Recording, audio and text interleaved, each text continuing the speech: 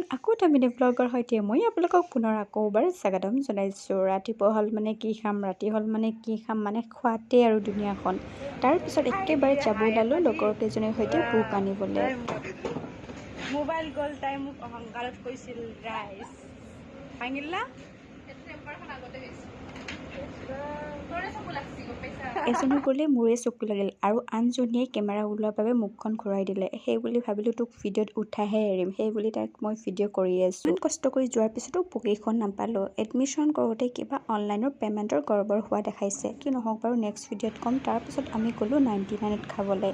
এইখন আছে খানাপাৰা জয়ানগৰত আৰু সকলোবোৰে 99ত পাব, কেৱল ভেজ আৰু মাছ মাংস খালে 110।